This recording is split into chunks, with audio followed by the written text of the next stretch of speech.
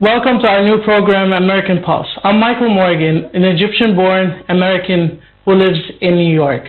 In American Pulse, we bring to you all the lively discussions about the current issues and breaking news, as well as we'd like to be the window for our viewers to shed the light on current situations and get the understanding of the American perspective on those current situations.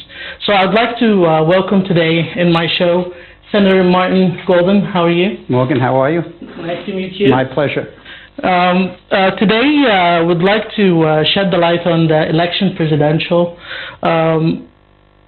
of the first exciting election process happened after June 30th demonstration. Before we get into details, why don't you give us a little bit about yourself? I come from, my parents came to this great nation back in the 1940s. My parents came from Ireland. They had 8 children in 10 years. Mom and Dad were quite busy, and no twins. So we were raised, we were poor. We worked as superintendents of an apartment building, and we worked together.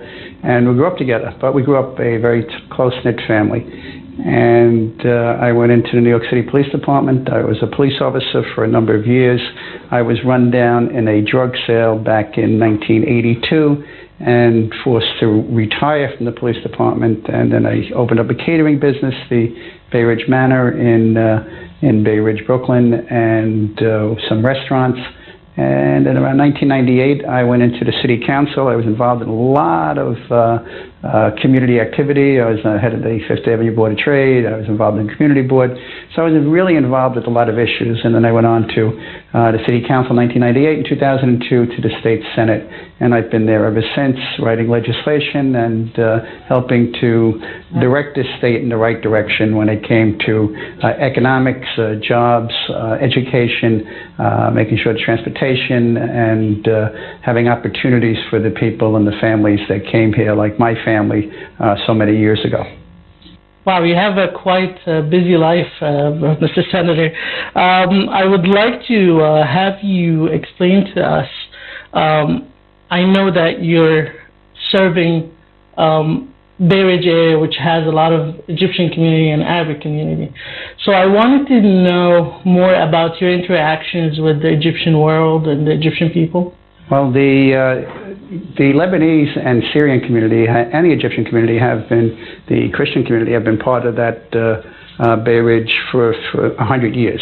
The Muslim community is recent to that community, mostly Palestinian, but Egyptian from many of the different nations, Lebanese, Syria, Saudi Arabia, many of the nations from the Middle East. And it's a fastly growing community. And those children now they've gone through the public school system, and they're growing up in our community, and they go to the religious schools that we have within our community, both the Christian and Muslim schools.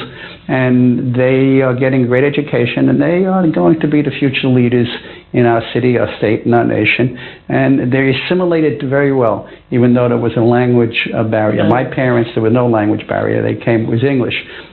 Some of the families coming over today have language issues and family issues that we deal with in my office on a regular basis, making sure that we work with the Arab American Association and other groups within our community to make sure that the assimilation is there, to make sure there is housing, to make sure that there is education for their children, to make sure the transportation is working, and to take care of the issues that affect them mostly, making sure that the businesses have the ability to do business, put people to work, and give the necessary jobs that are needed for the communities to be able to grow and stay and live in our community. So we had a great relationship with the Egyptian community. We have the Coptic Church over on 18th Avenue. We have a number of churches that are in our community and that we work with on 11th Avenue and others.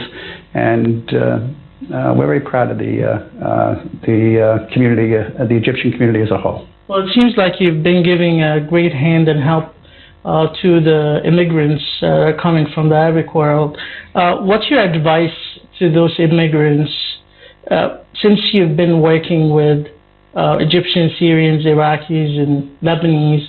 What do you think, what would you like to see in them doing when they come here to speed up the process, to make it easier for themselves to latch on to the society and try to help the American society as well? Well, they should get as involved as they can within their community. They should be on the community boards. They should be involved with the schools, with the parent associations. They should get involved with the 6A precincts and different precinct community councils. They should be part of the fabric, and the quicker they're part of the fabric, they force themselves into that and assimilate into that community, the better off it is for the outcome of their children and their children's children. So they assimilate quickly, get a good grasp on the education, get a good grasp on the language, and then they go on to buy their own homes and stay and live and work and raise their family in the Brooklyn, and it's not just in Bay Ridge. They're across the city of New York, the Egyptian world, Muslim and Christian world. It is amazing to see how many people have come into our community over the past 10 years. Never mind the past 100 years, but over the last 10 years, we've seen a magnificent growth. And I think some of that is because of what's been going on in the Middle East. People are, fleeing for their lives in certain cases, and looking for opportunities to make sure that their children are safe and that the children have an opportunity to live and have opportunities in this great nation. So you definitely noticed the amount of people coming in the past 3 years after the two revolutions, right? Yes, most definitely. So can you tell us, what do you know about the Egyptian revolutions and how the Egyptian people have to use this to their leverage and try to learn more about public safety, low-income groups, elderly people? Now we're at the point of Egypt is trying to build itself back and back on its feet. So can you give us your experience on those issues? I think the Morsi government was pretty destructive. It hurt the Egyptian community and Egypt itself. Today we see a democracy growing within the community. We see a new leader emerge, al-Sisi, and I believe that the growing of this new leadership within Egypt will allow for that nation to become stronger. It's going to take a long time for them to get back on their feet, but it's necessary that they go through this process to be able to grow again and to be and remain a very strong influence in the Middle East. They are the David Accord, the great signing of the David peace process, Egypt, Israel, and the United States. So there is a very, very important role for Egypt and a very important role for the Egyptian people to make sure that the community grows and that the peace is maintained not only in the Middle East but throughout the world. Based on the statistics that was pulled out today, 23 million people out of 26 million people voted for el-Sisi. Don't you see this is a little odd? Well, I do, and I will tell you that we have, just to give you the numbers here in New York City, we had a mayoral race this past year. There were 8.5 million people. I'm not sure how many people are eligible to vote in the city of New York, but I can tell you that only 24% of the people came out to vote in that election. That's not very democratic at all. Yeah. So we're very saddened by those numbers, and we are hoping that you don't normally see that, but that was one of those low-end elections here in this nation. Generally, we get the numbers that you talk about, 40, 50, 60% of the vote coming out. 46%. And seeing those people coming out and voting in this election process here in this great state. But to have the majority of the people voting for al-Sisi says to one thing, that they want change. They want change immediately, and they want it's across the entire Egyptian world and across the entire Egyptian nation that this happen, and that the opportunities for that process to begin, the growth to begin within that country, take place under this new leadership. So Sure. Senator Golden, you're known to be a good-hearted man and a people man. So when I read a lot about you, and what I heard about you as well, is that you helped a lot of families. You tried to pass bills for tax credits, help elderly people, help the community. How can we have, now we have a new government in Egypt, and we want the ministers and the prime ministers, and how can those government officials reach out to these people, to their people, the same way you did? Well, I think you got to be in the streets. You have to go into the towns and the villages, and there's a lot of area like in upstate New York here where it's around. You might not see people for miles. You have to be able to go in there and get the message out and let them know what the message is. The message is about the freedom of democracy, the freedom to be able to vote, the freedom to try to put somebody into office that's going to direct the educational system and give their kids the best education they can get. But most of all, people live in a community for one reason: safety. They want to be safe.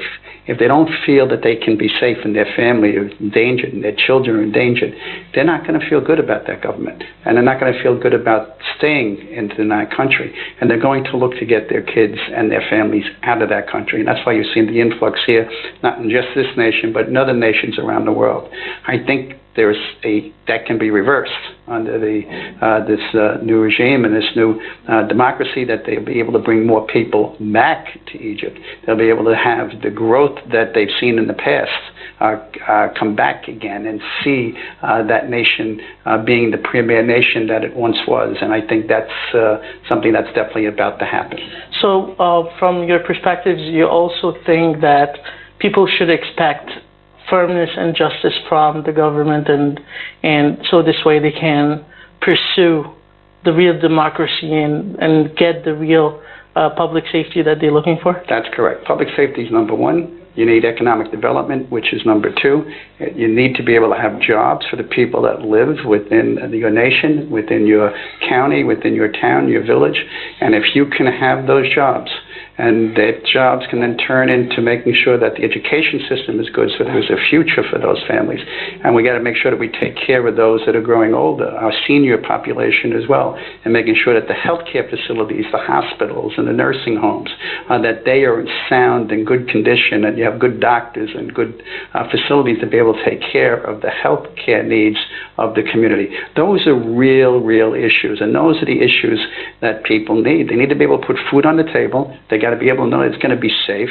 They got to know they have a job, that they can have a home, a roof over their heads, and they got to feel comfortable that that's going to be that way, not just today, but there is some longevity to this government, that there is a longevity to the future. There is a future that's something that somebody can dream about and actually reach out and say, I think this is really good. I think this is something for my family. This is something for me to be proud of. So if they're proud of something, they're going to want that ownership. And I think that's what you need to be able to create, that ownership, where people want to stay.